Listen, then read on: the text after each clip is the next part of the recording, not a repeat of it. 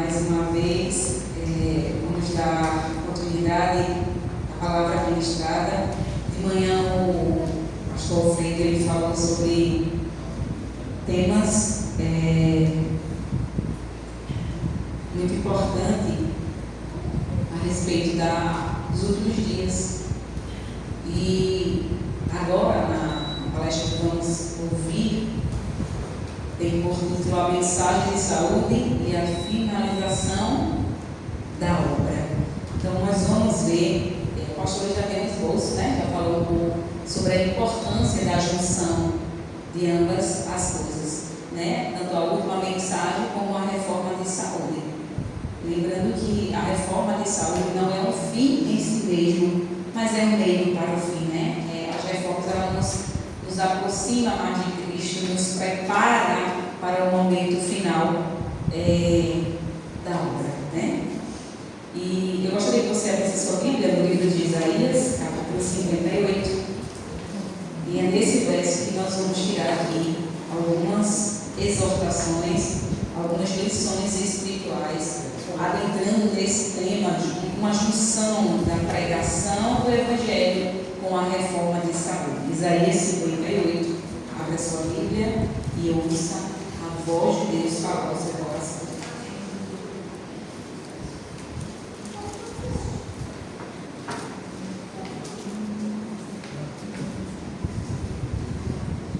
Todos encontraram, todos estão com a Bíblia aberta, Isaías 58.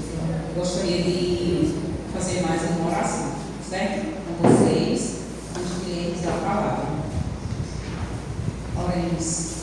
Filho de Deus, obrigado, Senhor, porque ainda temos o privilégio de ter as Santas Escrituras em nossas mãos.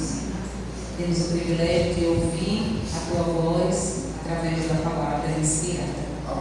Nesse momento, que o Senhor prepare o nosso coração para que a mensagem seja clara, seja vinda do céu diretamente ao nosso coração, para que possamos ter um discernimento espiritual e assim um crescimento espiritual em Cristo. Fala, Senhor, o que precisamos ouvir, fala o que precisamos viver nesses últimos dias aqui na terra, e que somente a Tua vontade prevaleça em nossa vida, que somente o Senhor cresça neste lugar. Amém. Nós oramos e agradecemos em nome de Jesus. Amém. Isaías 58, nós vamos fazer uma leitura corrida, aqui do verso 1 até o verso 12, certo? Você vai acompanhando a leitura comigo.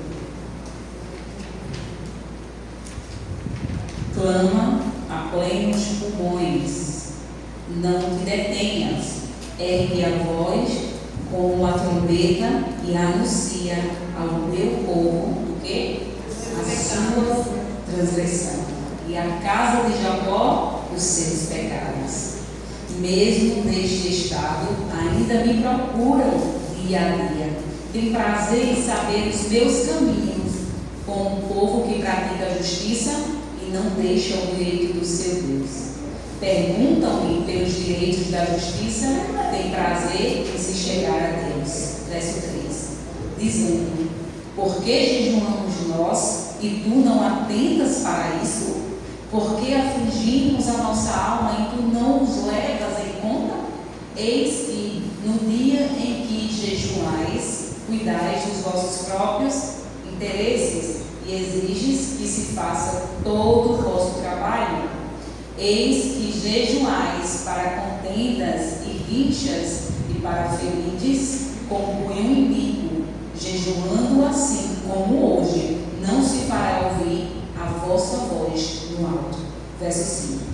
Seria este o jejum que escolhi, que o homem um dia aflige a sua alma, inclina a sua cabeça como um junco e estenda debaixo de si pano de saco e cinza? Chamaria tu a isto jejum e dia aceitável ao Senhor? Porventura não é este o jejum que escolhi?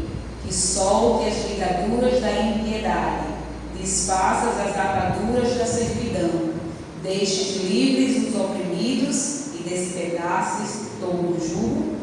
Porventura não é também que repartas o teu pão com o faminto e que recolhas em casa os pobres, desabrigados, e se vires o nu, cubras e não te esconda do teu semelhante.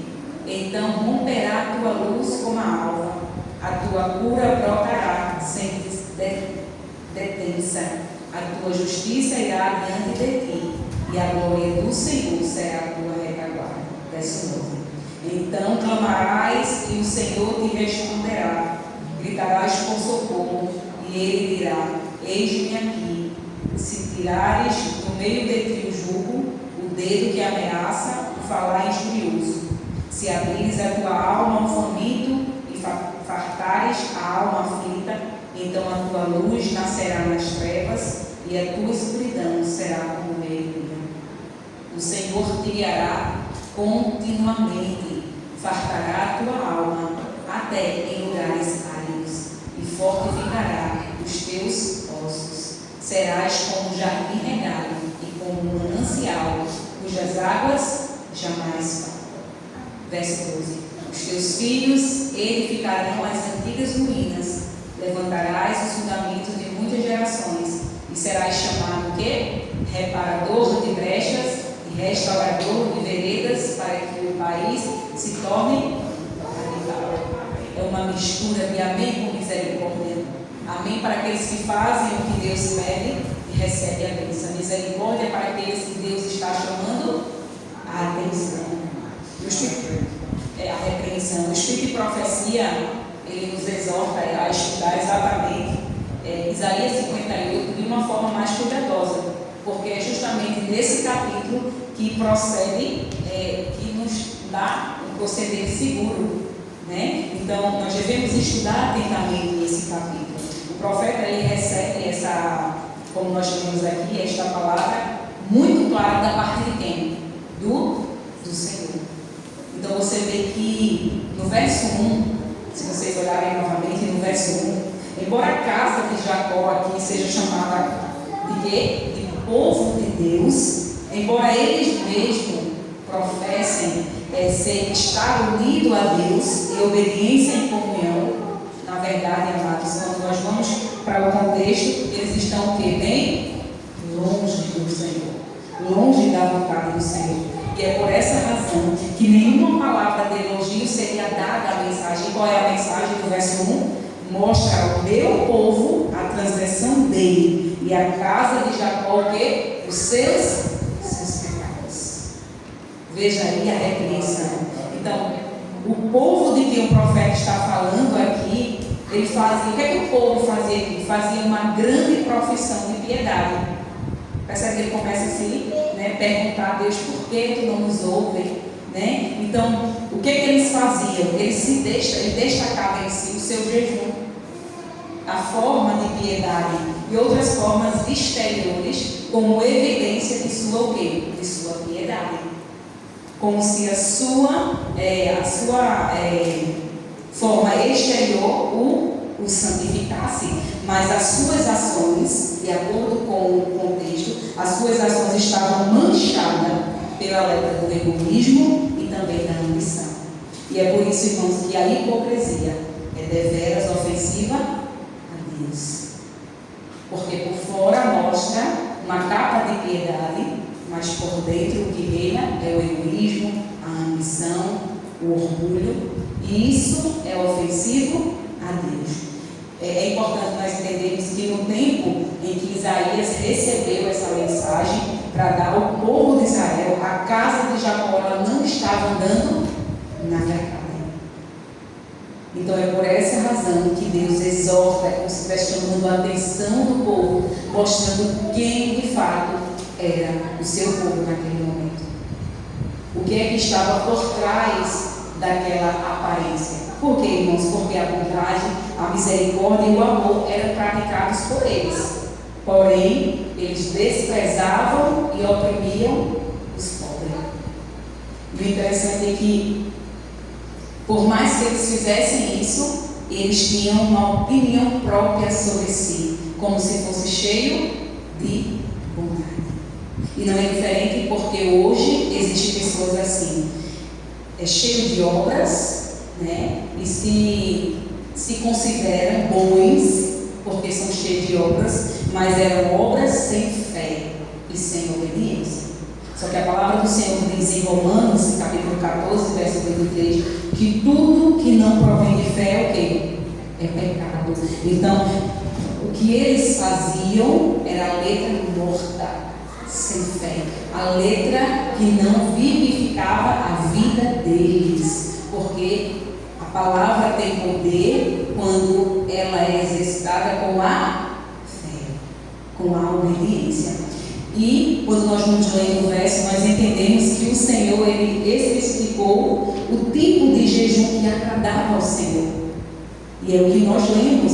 E que tipo de jejum é esse? É onde a misericórdia, a ternura e a compaixão, de fato, são praticados. E tudo isso deve ser para os oprimidos, para os pobres, os necessitados. Só que esse é o jejum que Deus deseja.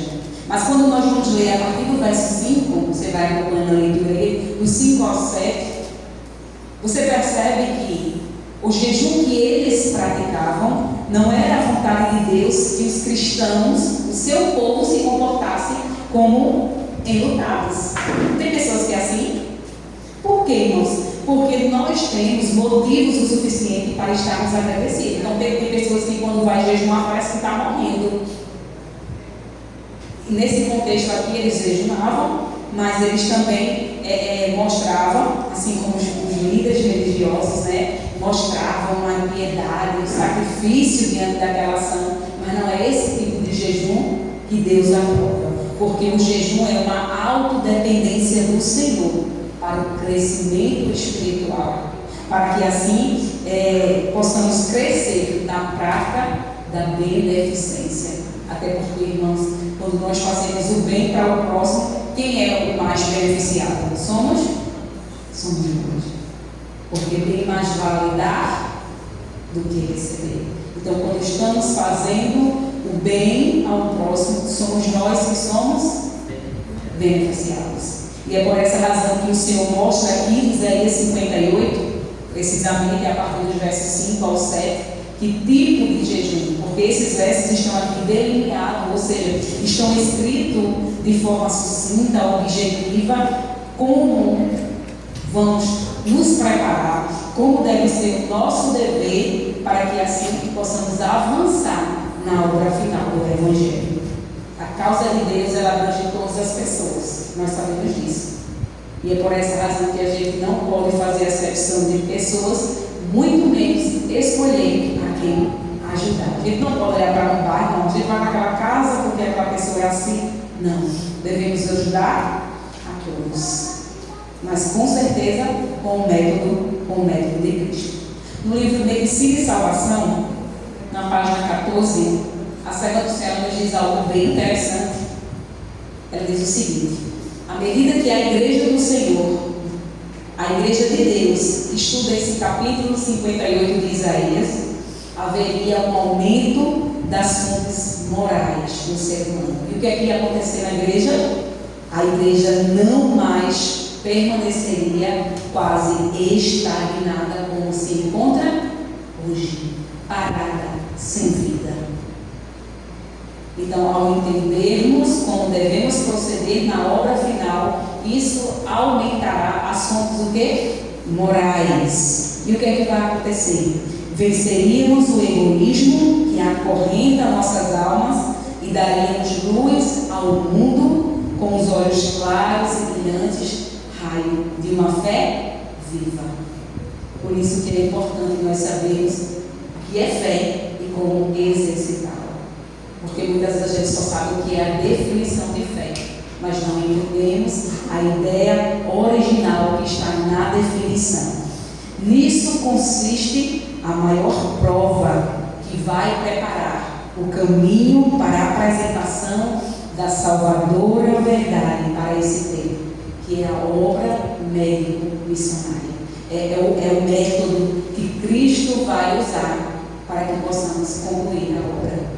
Os livros de Ellen White, que falam de saúde, não falam só de saúde, se a gente for observar, mas falam também sobre o quê? Beneficência, que é o ato de beneficiar o próximo. fala sobre o amor, sobre a simpatia e a bondade. Então, quando nós estudamos os livros de saúde, vem mesclado com tudo isso. Porque não é só o tema saúde, mas quando o pastor falou algo muito interessante, se a gente vai fazer algo e leva primeiro a saúde, a gente ganha a confiança das pessoas. Lá no distrito onde nós fazemos parte, estamos aí nos preparando para fazer o movimento, o trabalho do Caleb. Só que é um desafio para nós, por quê? Porque nós entramos nesse projeto da igreja, mas faremos um Caleb diferente. Por quê? Porque os métodos que serão usados nesse Caleb, onde a nossa equipe está responsável, será o método de Cristo. Então, lá no bairro onde nós estamos fazendo, nós já fizemos a visitação, já entregamos livros, então nós vamos depois com uma pasta fazer uma visita, mostrar às pessoas os 8 remédios naturais. Por quê? Porque se a gente entra com a saúde, as pessoas estão muito doentes, e não é só físico, mas também espiritual. E o pastor falou algo muito interessante, que quando a gente mostra que entende, eu não estou falando aqui de formação, você não precisa ser um médico formado, você não precisa ser técnico, obrigada, irmão. Mas a partir do momento que você mostra interesse pela saúde, as pessoas vão ter uma confiança em escutar o Evangelho. E nós vamos entender que os dois estão ligados. Vamos ver agora. Pode colocar aqui a citação. A união que deve existir entre a obra médico-missionária e o ministério é claramente revelada justamente aonde? No capítulo 58 de Isaías. Há sabedoria e bênção para os que se empenharem na obra segundo é a lei apresentada. Esse capítulo é explícito e nele há o suficiente para esclarecer qualquer pessoa que Deus deseja fazer a vontade de Deus. Então, a pessoa que tem o desejo de fazer a vontade de Deus, que quer trabalhar, que quer cooperar nesta missão, ao entender Isaías 58, o método de Cristo, a forma como ele trabalhou, Deus, como é que está aqui a bênção? Aqui tem uma bênção. Diz que Deus fará o quê? Dará o quê? Sabedoria. Então você vai, a música que cantamos diz assim, na força de Elias, no espírito de Elias. Então nós vamos no espírito do Senhor, na força do Senhor, imitando quem? O próprio Jesus, não é isso? Então o texto, irmãos, em si, que nós lemos, ele nos exorta como devemos trabalhar no campo missionário. Esta obra médico-missionária é o meio pela qual devemos usar o método de Cristo. Vocês sabem quais são os métodos de Cristo? Por quê? Porque o método de Cristo vai nos ajudar a nos aproximar das pessoas. A igreja sabe qual é o método de Cristo? Vamos ver aí. Qual é o primeiro passo? Vamos ver aí, pastor. A igreja. Primeiro passo. Como que Jesus fazia? Ele se aproximava das pessoas. Pegava sua confiança, amizade, supria as suas necessidades, certo? E depois fazia o quê? Sério. Ele simpatizava, aí você criava uma simpatia, porque é onde entra a amizade, a ligação. Quando havia essa simpatia, as pessoas confiavam nele, e aí ele dizia o quê? Vem e segue. Quer dizer que ele primeiro respeitava e em seguida eles respeitavam Deus. Isso, porque você tem que. Hoje em dia, porque muitos métodos da igreja estão sendo falhos. Por quê? Porque vai com métodos humanos atrair as pessoas com aquilo que as pessoas gostam, mas na verdade é o que a natureza da carne gosta. Só que se é pela natureza carnal que está sendo atraído, da mesma forma, vai embora. Então o método de Cristo é um método simples. Você percebe que tudo que envolve a palavra são coisas meio simples. Vamos ver aí a citação que diz aí. Apresenta abundantes oportunidades para ajudarmos a humanidade sofredora e ao mesmo tempo para sermos um instrumento na mão de Deus, para levar a luz da verdade ao mundo a perecer. Então, quando eu leio Isaías 58, eu entendo que aqui é o meio pela qual Deus quer que sejamos, né, um instrumento para ajudar os oprimidos. Se a obra da mensagem do terceiro anjo for levada avante da maneira certa, não se dará ao ministério um lugar inferior. Nem os pobres e os doentes serão negligenciados.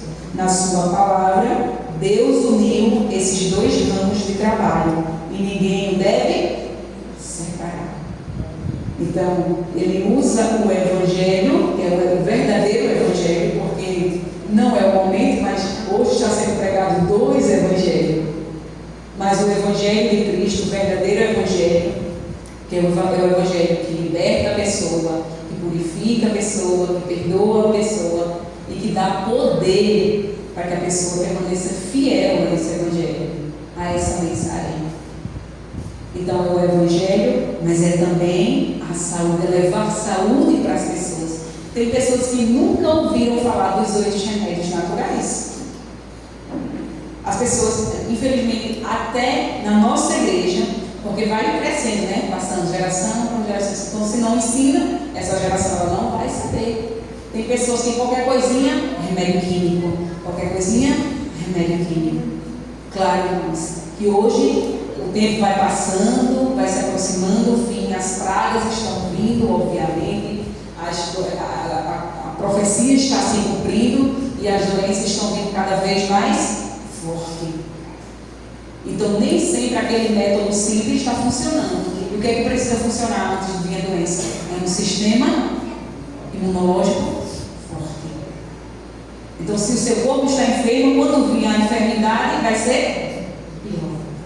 Então, você percebe que a reforma de saúde é uma forma também de nos proteger pelo que vem à frente. Não é isso? O que nós lemos é a mensagem do terceiro anjo, página 157. Então, irmãos, quando eu olho para Cristo sendo meu exemplo, por quê? Porque Cristo, ele foi o grande missionário médico. Ele levou o Evangelho, mas ele também curou. Para falar a verdade, o que ele mais fez no ministério foi o quê? Curar. Só que a cura de Cristo é completa. Ele curava fisicamente as pessoas, mas também curava espiritualmente. Era curado, dizia: vá e não peque mais. Não peque, para que não te suceda algo pior. Então, o Evangelho que liberta, que cura, estava associado à mensagem de saúde. Em sua obra, a cura e o ensino estavam intimamente unidos. Eles não devem ser separados hoje. Só que as pessoas acham, acho que o pastor falou de manhã uma fala bem interessante, acham que reforma de saúde não tem a ver com pregação de evangelho, não tem a ver. Não, gente. Reforma de saúde não é só pregar sobre a saúde em si, isso é pregar. Eu estava conversando com a irmã, logo no início do culto, não foi para começar. Estamos aqui, eu vou abrir um parêntese, no novembro azul. Anteriormente, em outubro, rosa. E a igreja tem programação para isso, né? Só que muitas das vezes as pessoas são chamadas a atenção apenas nesse mês. É importante os exames, é importante o autoexame, né? É importante a gente ter uma conscientização sobre o problema. Mas o mais importante é a igreja, o povo de Deus, que deveria ser o povo da saúde, porque nós temos o remédio, entender que você não precisa se cuidar um mês, mas você precisa ter cuidado todos os dias, todos os meses. Porque prevenção de doenças, tanto para homem como para mulheres, não é um autoexame, não é um mês, mas prevenção é um estilo de vida saudável. Porque existem muitas doenças que são até inevitáveis, mas ter um estilo de vida vai fazer muita diferença de como você vai lidar com aquela situação. Nós somos um povo da saúde, só que tem muitas pessoas que não podem sair pregando sobre saúde. Por quê, irmãos? Porque eles mesmos são doentes. Eles mesmos não vivem de modo saudável. Então, se nós não tivermos uma atenção para para essa mensagem, ela não terá êxito, pelo menos em minha vida. Porque se é uma palavra profética, ela vai se cumprir. Se eu negar, Deus levantará outros. Não é isso? Vamos ver o próximo slide, que diz assim: quando o amor e a compaixão manifestado por Cristo para com o enfermo se misturarem aos conhecimentos do médico, a própria presença deste será o quê? Uma bênção. Mas como eu falei, talvez alguém pense assim: ah, mas eu não sou médica, eu não sou médico, né? Eu não entendo muito. Então aprenda com Cristo. Ele não fez faculdade. Ele usava alguns métodos naturais. E o primeiro método que Cristo usava era a ligação com o Pai. Era o Pai que o ensinava. Era uma vida de obediência, uma vida de abnegação, uma vida simples. Ele não se desgastava com aquilo que era desnecessário. Então Cristo, ele sempre usou os meios simples para viver a sua missão aqui. E diz o seguinte, a continuidade: chegou o tempo para o povo de Deus, cheio do seu amor e vivendo pelo quê? Pela fé, a reforma de saúde, curar as feridas da alma e do corpo dos aflitos. Interessante aqui tem duas palavrinhas muito interessantes que nos leva a uma reflexão. O meu coração, a minha vida tem que estar cheia do amor de quem? Do Pai. Porque o amor humano, ele é condicional. O meu amor é o seguinte: eu gosto de aquele ali, por exemplo, aquele ali é muito, não, aquele vizinho ali, ou aquela pessoa ali é muito arrogante, não. Então o nosso amor começa a fazer essa exceção de pessoas. Mas o amor do Pai é abrangente a todos. Então eu tenho que estar cheia do amor ágape, mas tenho que estar vivendo pelo quê? Pela fé. A fé de Jesus, a mesma fé que Jesus tinha, que Jesus manifestava. Então, a reforma de saúde, ela só vai ser possível em minha vida, ela só vai ser vivida em minha vida pela fé daquele que já viveu. Porque pela nossa própria natureza, a gente gosta de deixar de comer algumas coisas? Não. A nossa inclinação é comer o que não presta, é vestir o que não vai ser bonito para os olhos de Deus. Então a nossa inclinação natural é sempre correr do que é simples, do que é modesto, do que faz bem. Por quê? Porque a nossa vida, a vida carnal já está muito agitada para se contentar com o que é simples. Mas é pela fé em Cristo, vivendo a vida de Cristo, que primeiramente nós seremos transformados. Porque essa verdade, essa mensagem, ela tem que primeiro vir a mim. Ela tem que transformar primeiramente a mim. Porque os líderes religiosos eram cheios de Bíblia. E eles mandavam as pessoas fazerem o que eles não faziam. Viver o que eles não viviam. Obedecer o que eles não obedeciam. Então assim está. Dessa forma está assim de gente na igreja. De líderes. Você não pode fazer isso, mas eu posso. Os filhos de fulano não podem fazer mais os meus. Então cuidado com a hipocrisia. Aqui diz assim: Cristo é o maior dos médicos que já pisou a terra amaldiçoada pelo pecado. O Senhor quer que seu povo a Ele recorra em busca da capacidade de curar. Então, quem é que vai nos dar a capacidade de curar? Cristo. Então, quer dizer que a gente não vai ser pelos nossos méritos, não vai ser pela nossa força, não vai ser pelo nosso poder, porque nós não temos esse poder. Mas Cristo em nós, nos dando a capacidade, vamos fazer o que os discípulos faziam, o que Cristo fazia.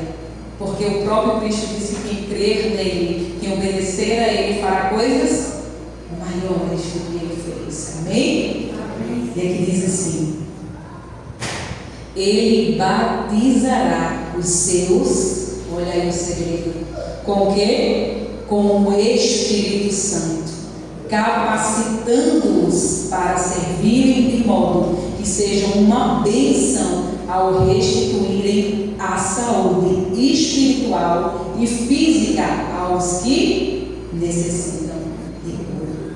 Então, tudo tem a ver com Ele. É o Espírito Santo trabalhando na mente e no corpo, nos capacitando para sair servindo a Cristo, levando a cura física e espiritual às pessoas que precisam, que anseiam e que clamam por ajuda. Então, a gente tem que ter isso em mente, de que nada tem a ver conosco. Nada do que viemos fazer tem a ver conosco, é tudo sobre Ele. Por isso que a glória é para Ele, o louvor é para Ele, a adoração é para Ele, porque é Ele que nos capacita. O que acabamos de ler está no livro Conselhos sobre Regime, Conselhos sobre Saúde. Então, o que é que nós entendemos? É que em nossa missão, em nosso ministério, o nosso ministério é levar o Evangelho aqui, ao mundo. Por quê? Porque é plano e desígnio de Deus que essa obra, que essa mensagem, a mensagem de saúde, juntamente com a última mensagem angélica, seja proclamada e de forma unidas. Vamos ler a próxima citação, diz assim: mensagem de saúde na missão e no ministério. Vamos ver aí a diferença dos dois e o quanto os dois são importantes. A missão é desígnio do Senhor que a influência restauradora da reforma de saúde seja parte do último grande esforço para proclamar a mensagem evangélica. Então, não é nós que estamos levantando essa ideia, não é da nossa vontade, mas é o Senhor que está dizendo: eu quero que seja unido a mensagem de saúde com a última mensagem evangélica. Ministério. A obra médico-missionária traz à humanidade o evangelho do quê? Da libertação e do sofrimento.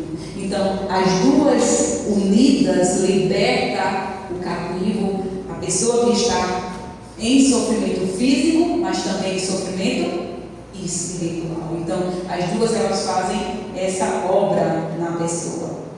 É o evangelho praticado, a compaixão de Cristo revelada. Procurai restituir a saúde aos enfermos. Isto é verdadeiro. Isto é o verdadeiro ministério. Lembrai-vos de que a restauração do corpo prepara o caminho para o quê? Para a restauração da alma. Você não vai chegar numa casa, sabe que alguém está enfermo e aí você vai orar sobre você. Começa a orar. Como a gente vai poder ajudar aquela pessoa?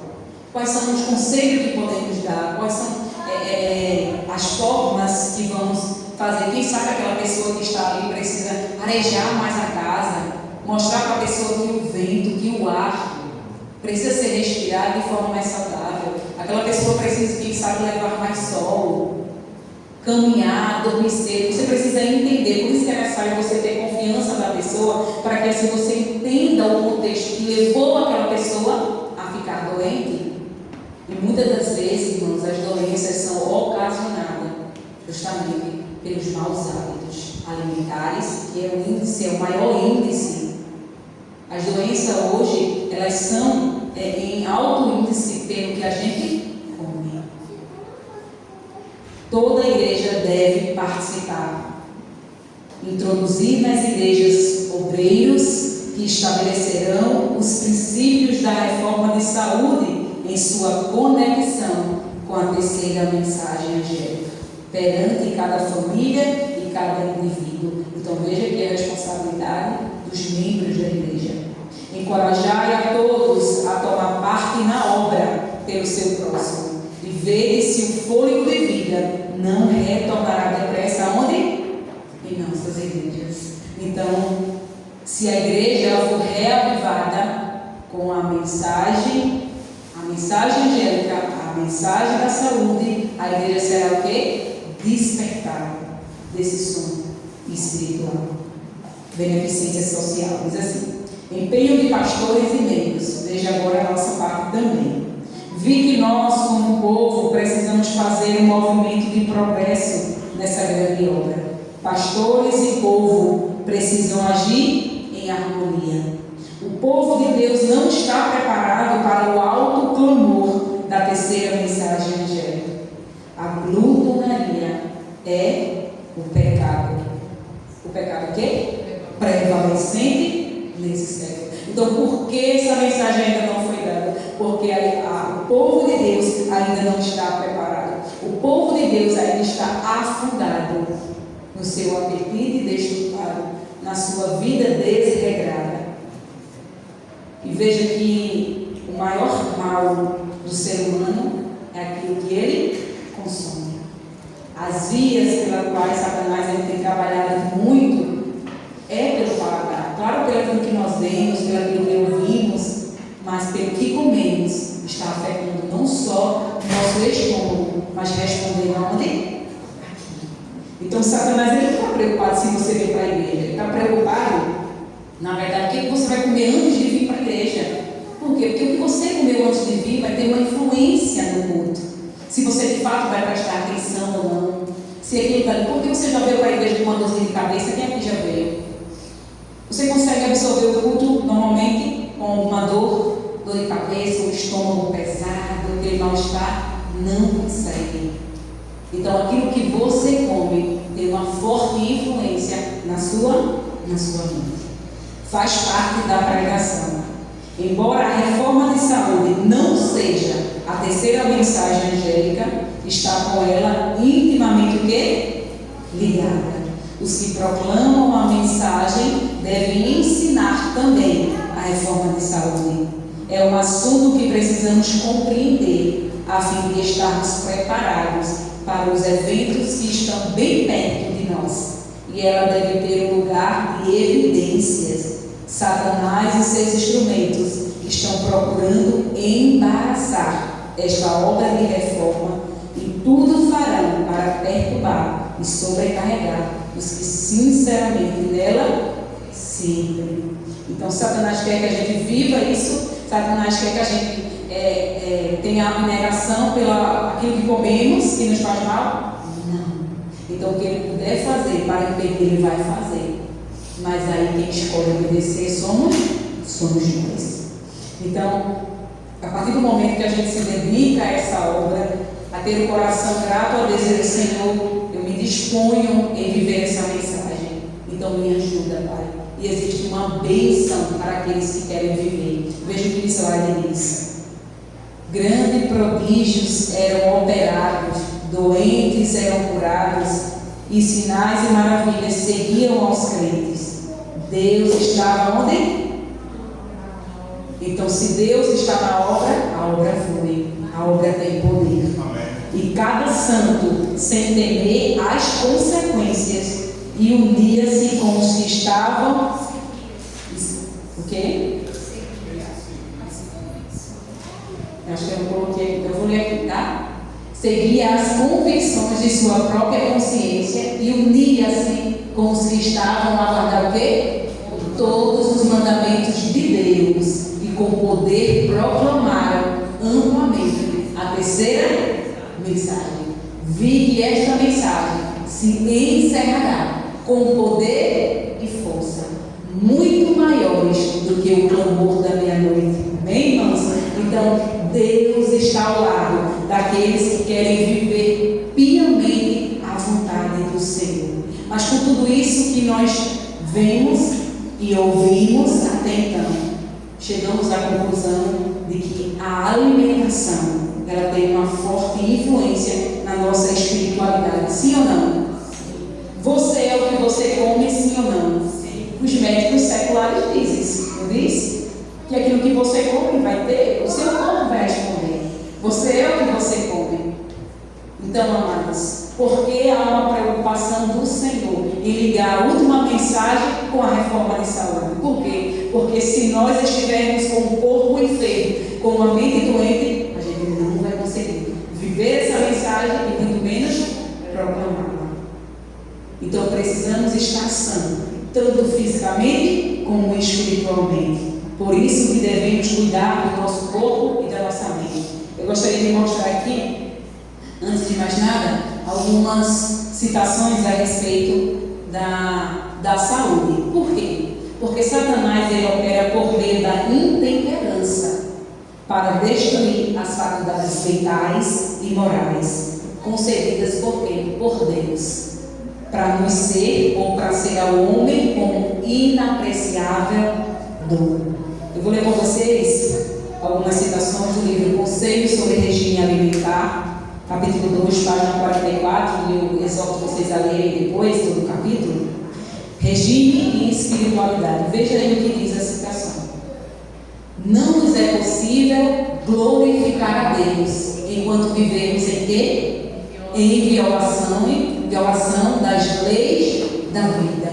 Não é possível ao coração manter-se consagrado a Deus enquanto se tolera o quê?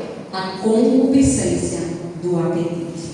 Um corpo enfermo e um intelecto desordenado, em virtude de contínua tolerância para com a ruinosa concupiscência, torna impossível o quê? A santificação não só do corpo, mas também do espírito. Então, é possível glorificar a Deus tendo uma vida desregrada? Você quer que Deus trabalhe na sua vida, no seu coração? Você quer que Deus derrame sobre você o Espírito Santo? Você clama essa promessa, mas você come o que você quer, você veste o que você quer, você assiste o que você quer, você escuta o que lhe apraz, porque é o seu eu que rege a sua vida. Então, como Deus vai trabalhar na vida de alguém que já disse que quem manda na minha vida sou? Já ouviu alguém falar assim? Não é isso? E essa vida é minha? Porque se nós fôssemos donos da nossa vida, a primeira coisa que a gente queria era não morrer. Não é isso? Mas essa vida pertence a Deus que nos deu. Nós precisamos entregar a Deus a nossa vida, deixar Ele reger o nosso apetite, a nossa vontade.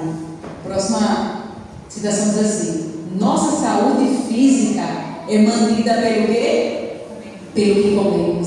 Se nosso apetite não está sob o controle de uma mente santificada, se não somos temperantes em tudo que comemos e bebemos, não estaremos num estado saudável, físico e mental para estudar a palavra com o propósito de aprender o que diz a Escritura. Que farei para herdar a vida eterna.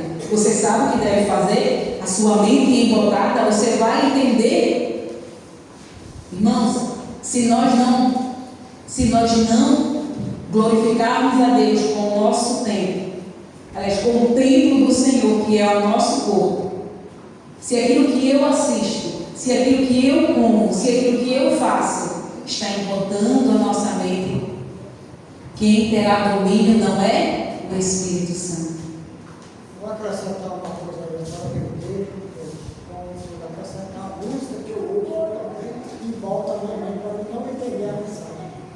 Então nós temos que ter muito cuidado na música também, não tem nada a ver com a alimentação, mas que embota a mente também para atrapalhar eu entender a verdade. Então eu vou acrescentar, pegar ali a palavra do irmão.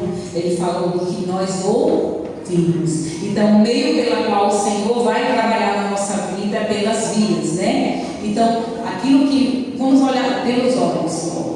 Então, vamos imaginar que eu passo a semana toda só vendo coisas fúteis, coisas que alimentam a carne. Aí eu começo a assistir. Tem coisas que eu me demoro atrás de outro para construir esse assunto. Então, é por esse meio que eu vou trabalhar. Então, se uma criança, do desenho de uma criança, se uma criança se demora muito tempo no telefone, vendo desenhos, filmes, seja lá o que for, você acha que ela vai gostar de estar sentadinha ouvindo a palavra? Não, porque o cérebro já foi estimulado pela imagem colorida, rápida que está se passando. Não é isso? Se você passa 2 horas assistindo filme, assistindo uma partida de jogo, assistindo séries, novelas, estar aqui 1 hora na igreja vai ser insuportável, porque o seu cérebro já está acostumado com coisas mais estimulantes. Se eu começo a ouvir músicas porque não é o momento, mas quem sabe em outro momento a gente pode trabalhar esse tema, que é muito importante. Mas aquilo que eu escuto tem uma forte influência na minha vida espiritual. Por quê? Porque os nossos irmãos neopentecostais, eles ficam em euforia, agitados. Por quê? Você já viu um culto? Você já foi no culto? Primeiro, o som é altíssimo, as músicas são embaladas, batidas, grito. Então, eles se arrepiam e dizem: é o Espírito Santo. Mas o Espírito Santo não habita onde há confusão, onde há barulho. Então, aquilo que eu estou ouvindo, que tipo de hino, cuidado, porque muitas das vezes são hinos da nossa própria igreja, feitas pelos próprios irmãos nossos. Hinos que acalentam a minha natureza carnal. Eu vou dar um exemplo, não sei se você concorda, mas eu sou livre de dar uma opinião. Vamos imaginar que lá, quando eu era do Egito, de Babilônia, aí eu gostava de forró, mas agora eu me converto, venho para a igreja, mas eu quero alimentar ainda a minha natureza carnal, então eu vou gostar de todo hino que tem um ritmo de quê? De clássico? Não, de forró. Mas é assim que Deus quer. Aí o que é que eu faço? Eu só troco a letra, mas o ritmo eu deixo, porque o som me agrada se for com essa agitação. Aí eu pergunto a vocês, irmãos, desde manhã, através dos louvores que foram cantados, vocês sentiram a presença do Espírito Santo? Sim. Não precisamos dançar, nem se balançar, não precisamos gritar, não precisamos nos arrepiar pela emoção. Por isso tem pessoas que não gostam daquela igreja, não, tem que parar. Muito morto. É um velório? É melhor estar no velório, né? Que numa festa. Então, cuidado, irmãos, no que você está ouvindo. Antes de entender a reforma de música, que é outro tipo de reforma, a gente, quando não tem a luz, a gente segue pela luz que nós temos. E Deus não leva em conta o que a gente sabia ontem, vai levar hoje, viu? Deus vai pedir em conta a mim e a você que estamos aprendendo hoje, para sempre. Então, eu percebo a diferença com o meu filho. Você já viu uma musiquinha no YouTube tem, eu vou até fazer uma propaganda boa, versos para cantar, são músicas sacras para crianças. Se vocês não viram, mamães, papais, coloquem. Então eu tive que trabalhar na mente do meu filho. Por quê? Porque quando nós aprendemos a verdade, por mais que seja difícil, nós já temos um domínio próprio, concedido por Deus, para deixar aquilo. Só que uma criança, quando é estimulada da forma errada, é mais difícil gostar do que é simples. Então, se eu colocar eu falei isso com o meu esposo, com a minha amiga, eu disse: olha, quando eu coloco músicas, versinhos para cantar, lá, meu filho, ele fica brincando e automaticamente ele fica cantando. Entra no subconsciente dele, ele fica cantando. Mas, quando eu colocava, nada contra, mas quando eu colocava 3 palavrinhas, que é bem agitada, então sabe como é que o meu filho brincava? Ele não ficava quietinho brincando, ele pulava no sofá, ele corria da cozinha, ele gritava. Era isso, por quê? Porque a música fazia isso com ele. Não é diferente com aquilo que eu como. Aquilo que eu como tem uma forte influência espiritual, porque existem comidas que são tão estimulantes que me levam a pecar, que libera em mim coisas que me levam a pecar. São estímulos, e eu digo isso por experiência própria. Eu trabalhei na escolinha popular mais grande e eu fiquei um dia na salinha do maternal, que são as crianças mais pequenas. E eu não sei se vocês percebem, mas hoje o índice de crianças atípicas, com algum espectro, com alguma deficiência, está altíssimo. Então, na salinha tem algumas crianças, a gente já vê pelo comportamento de algumas. Então, assim, quando a gente começa a abrir o lanchinho das crianças, a gente fica horrorizado. Porque, olha, se tiver uma fruta perdida, mas é uma frutinha com um monte de besteira. Só que isso é todos os dias, durante todo o ano. Aí tinha uma criança que era laudada, autista, laudada. Então, quando eu abri o lanchinho dela, como assim? Eu comentando com a outra professora, como assim ela come isso? Isso é estimulante demais. Isso piora o diagnóstico. Aí fez, não dá esse agora não. Esse aqui, a gente dá já no finalzinho da aula. Por quê? Mas tu vai ver como ele fica. Então, uma pessoa que já tem problemas, né? Não quero nem dizer o nome do líquido para fazer uma propaganda negativa, mas vocês já imaginam o líquido maléfico. Então, a criança ela chorava quando faltava 15 minutos para largar. Aí se dá o líquidozinho, você não tem noção. A criança se agita. Ela já é agitada por si só. Mas ela começa a correr, a brincar. Então, é estimulante. O que a gente come tem uma forte influência. O que a gente come vai responder de forma inconsciente no nosso corpo. Vamos colocar aí. O regime tem muito que ver com a disposição para o quê? De entrar em quê? Em tentação e cometer pecado. Então, veja o que vocês estão colocando na mesa, que estão levando ao estômago. Às vezes, eu não consigo vencer isso, eu não consigo vencer isso. Mas o que ele está sendo colocado na sua mesa? Mas eu quero deixar o chocolate. Mas eu vou comprar e vou deixar ali na geladeira. Não vou pegar não. Já comprou, então você já foi, né? Para a tentação. Aqui diz: o Espírito de Deus não pode vir em nosso auxílio e assistir-nos no aperfeiçoamento do caráter cristão, enquanto estivermos o quê? Sendo condescendentes para com o apetite em prejuízo da saúde e enquanto o orgulho da vida domina. Então, você recebe a mensagem, mas você escolhe deixar o orgulho predominar ou não. Não precisa deixar isso não, o irmão precisa. Essa mensagem é para a irmã, é para os filhos da irmãzinha, mas para mim não. Um irmão nosso, ele comentou, você falou do chocolate, ele comentou comigo sobre o café. Lá na empresa que ele trabalhava, tinha café em cada esquina. Aqueles cafés instantâneos, né? Bota aquelas taças. Aí ele, tudo cabeça, ele ficava pagado para fazer café para ele, quando ele estava fora. Aí um dia ele disse para mim: rapaz, só que aconteceu. Me deu aquela vontade de tomar café e eu fui. E o Espírito Santo disse: bote na boca e jogue fora. O cérebro fez o quê? Computou, como se ele tivesse tomado. Sentiu. Aí tomou. E ele disse que aí, vai para frente, começou a se controlar mais. Então, o poder da vontade também, ouviu e se tornou obediente à voz, a voz do Espírito Santo. Então, queridos, a gente viu, você percebe que se a última mensagem tem que ter um auxílio, uma ligação, uma conexão com a reforma de saúde, a mensagem de saúde tem que começar em nós. Mas eu quero dizer a vocês, que se vocês começarem sem Cristo, vocês vão fracassar. Vocês vão deixar de comer hoje, mas daqui a um mês volta. Sabe por quê? Porque sozinho a gente não vence nada. As obras que a gente opera são obras mortas. E a nossa justiça são trapos de imundícia.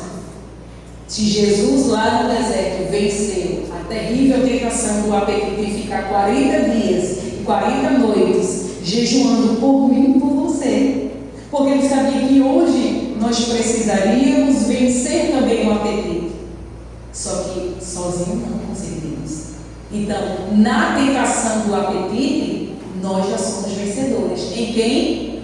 Em Cristo. Porque nessa tentação, ele já venceu. E para ser sincera, em todas as tentações. Porque a Bíblia diz que em tudo foi tentado, mas ele não cedeu a nenhuma tentação.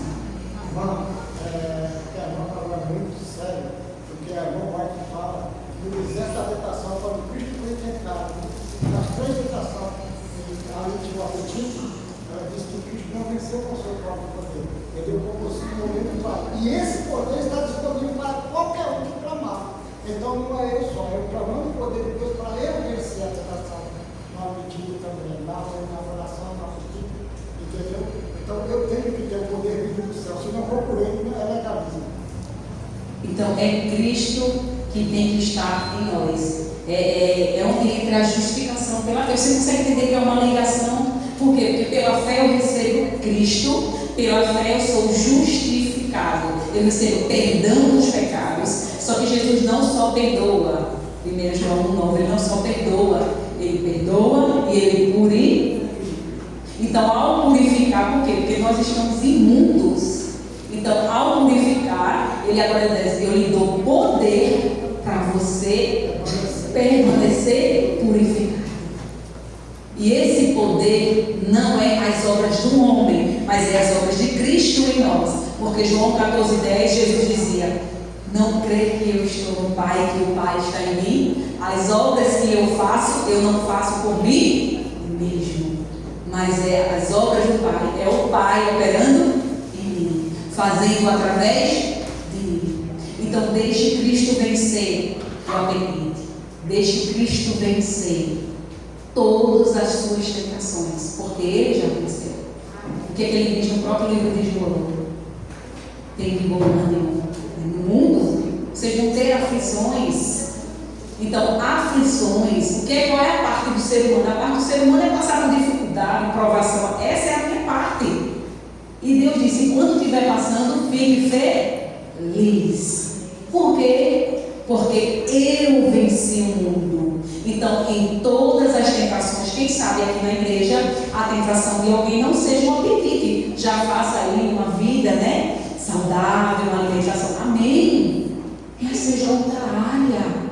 Quem sabe alguém aqui tem alguma fraqueza no caráter em relação ao egoísmo, à fofoca. Quem sabe seja a pornografia, ou em qualquer outro pecado acariciado que ninguém sabe, mas que você e Deus sabem.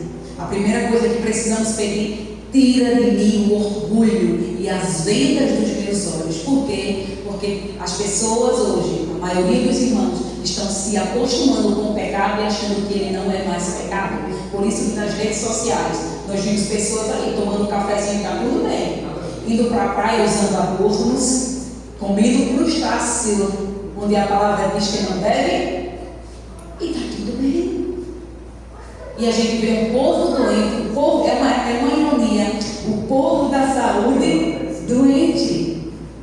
Então, amados, hoje nós temos, a única coisa que nós devemos fazer hoje é tomar uma decisão, porque o poder da vontade está em nossas mãos. Então é você que escolhe se você vai continuar na desobediência ou se vai colocar: Senhor, olha, essa é a minha vida. A minha vida está assim, assim, assim. Então coloque em tuas mãos. Não se preocupe, porque Ele vai fazer em você tanto o querer dele como o efeito. Porque a vontade dele é boa, perfeita e agradável. E lembre-se: em Cristo há poder. Amém? Nos ouvimos.